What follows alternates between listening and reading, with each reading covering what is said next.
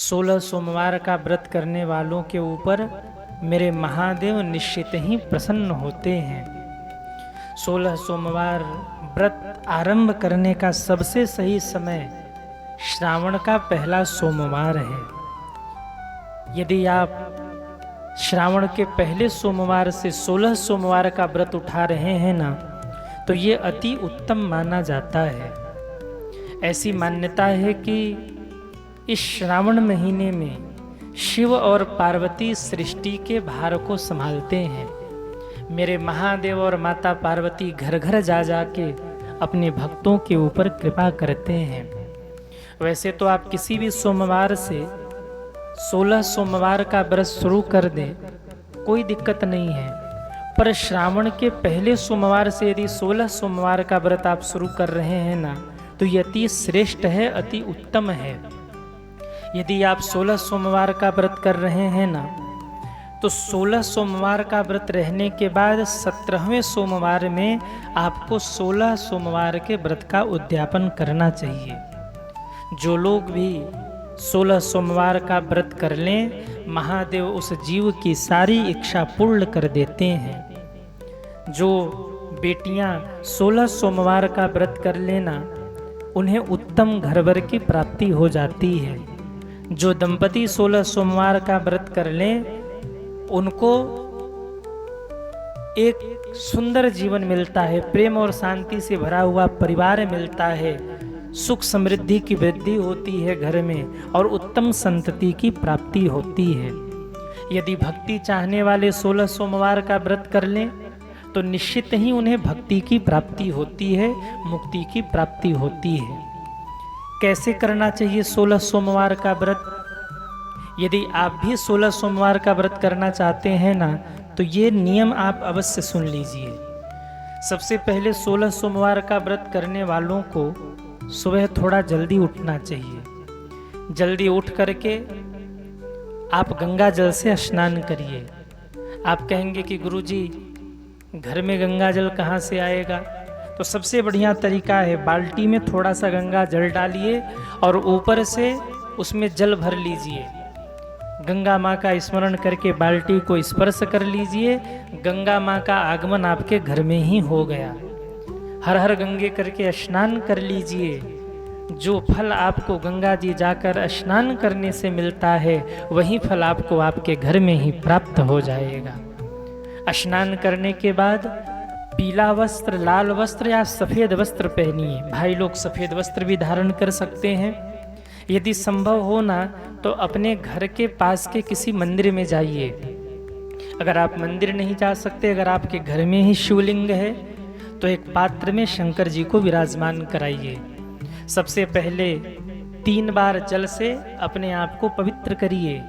हाथ में पुष्प और जल लेकर भगवान शिव के सामने हाथ जोड़ करके कहिए, हे महादेव, हे भोले बाबा, हम आपका पूजन करने जा रहे हैं। आज मेरा सोमवार का व्रत आरंभ हो रहा है, मेरे इस पूजन को सफल करिए।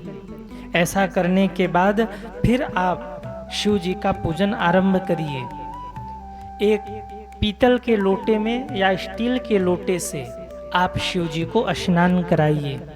बढ़िया गंगा जल से स्नान कराइए, दूध से स्नान कराइए, दही से स्नान कराइए, घी से स्नान कराइए, शहद से स्नान कराइए, शक्कर से स्नान कराइए, पंचामृत से स्नान करिए, अभिषेक करिए। यदि आपके पास सामग्री कम है, तो जो भी जितनी भी सामग्री है ना, उसी सामग्री से आप मेरे महादेव का पूजन करिए। गणेश जी समेत पूरे शिव परिवार को प्रणाम करिए। इसके बाद शिव जी को त्रिपुंड लगाइए।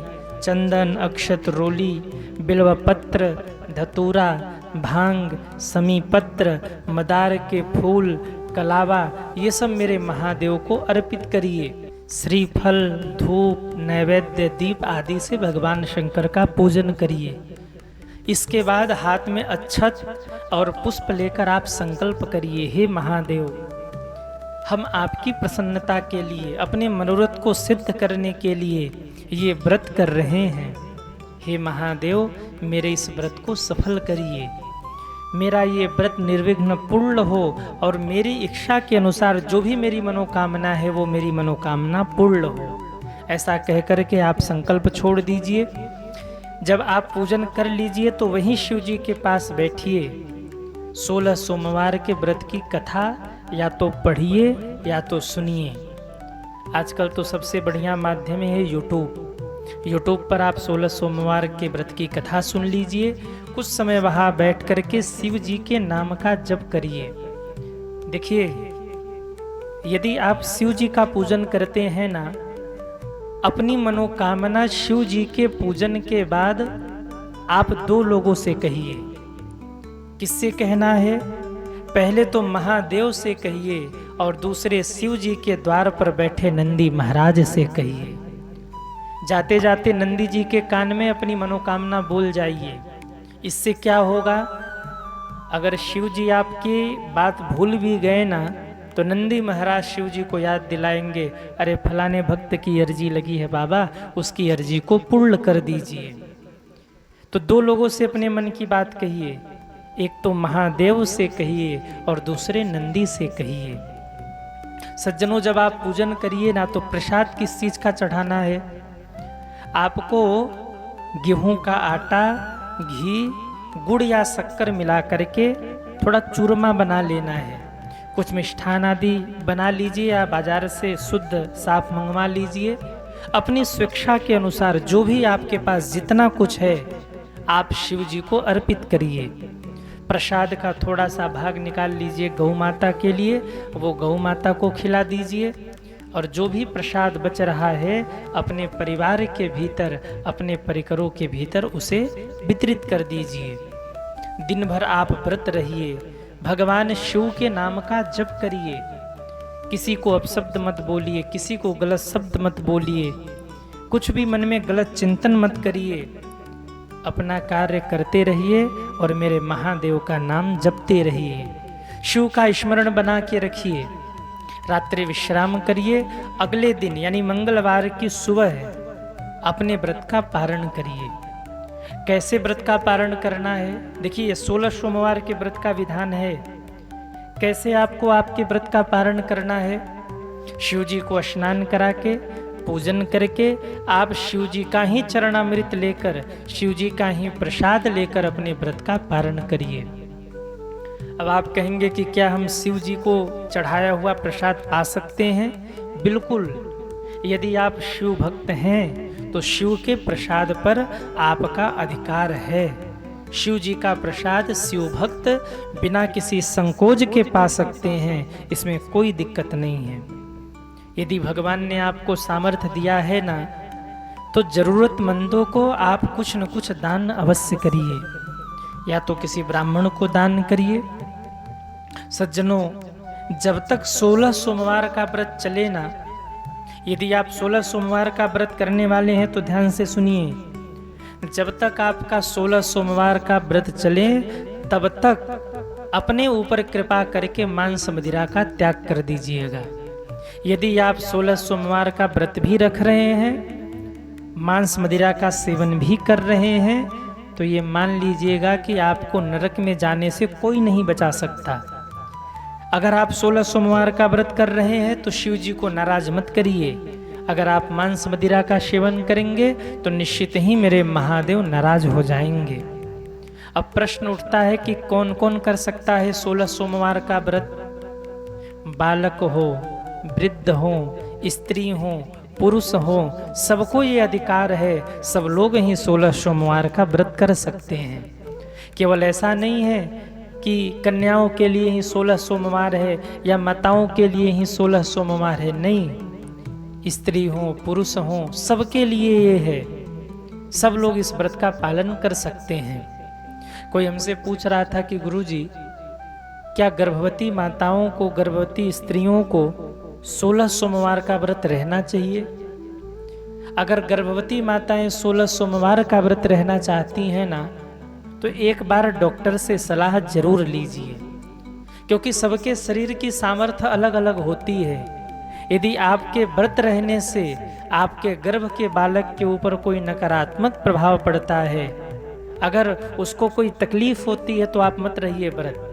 परंतु यदि डॉक्टर कहते हैं कि कुछ दिक्कत नहीं है, आप व्रत रह सकते हैं, तो निश्चित ही गर्भवती माताएं भी 16 सोमवार का व्रत रख सकती हैं। उनका जो बालक होगा वो शिव भक्त होगा, परंतु डॉक्टर से सलाह जरूर ले लीजिए। कई माताएं प्रश्न करती हैं कि अगर हम 16 सोमवार का व्रत रह रहे हों, बीच में स्त्री धर्म आ जाए किसी सोमवार के व्रत में, तो फिर हमारा व्रत खंडित हो गया। क्या हम व्रत रह सकते हैं कि नहीं रह सकते? देखिए, यदि आप 16 सोमवार का व्रत रखते हैं या कोई भी व्रत रखते हैं, बीच में स्त्री धर्म आ जाता है, जो माताओं के जीवन में एक क्रिया है जो होती रहती है, तो ऐसे मासिक धर्म के समय में माताएं व्रत रख सकती हैं, कोई दिक्कत नहीं है।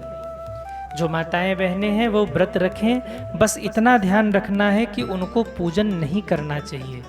ऐसे स्त्री धर्म के समय में माताओं को भगवान का स्पर्श नहीं करना चाहिए, पूजन नहीं करना चाहिए। पूजन का क्रम अपने पति से करवा दें, या विवाह नहीं हुआ तो भाई से करवा दें, माता से करवा दें, किसी और के द्वारा करवा दें। अगर वो भी संभव नहीं है तो नेत्र बंद करके खुद ही मानसिक रूप से भगवान को प्रणाम करके नाम जप कर लें, उनका वो व्रत पूर्ण ही माना जाएगा, व्रत नहीं टूटेगा। व्रत रहना है, बस ऐसे समय में माताओं बहनों को भगवान को स्पर्श नहीं करना है। 16 सोमवार का व्रत सब लोग रख सकते हैं। यदि सुख समृद्धि चाहिए तो भी आप रख सकते हैं। अगर कन्या को अच्छा घर बर चाहिए तो वो भी रख सकती है। अगर कोई बालक है उसे अच्छा परिवार चाहिए, अच्छी बिटिया से उसका विवाह हो, वो चाहता है ऐसा कि बहू जो आए वो खूब भगवत भक्त हो, तो ऐसे लोग भी व्रत रख सकते हैं। अगर परिवार में सुख शांति चाहते हैं तो ऐसे लोग भी व्रत रख सकते हैं। कोई भी 16 सोमवार का व्रत रख सकता है निसंकोच। अगर भक्ति के साथ में उसने व्रत किया ना, तो मेरे महादेव उसकी इच्छा जरूर पूर्ण करेंगे, इसमें कोई संशय नहीं है।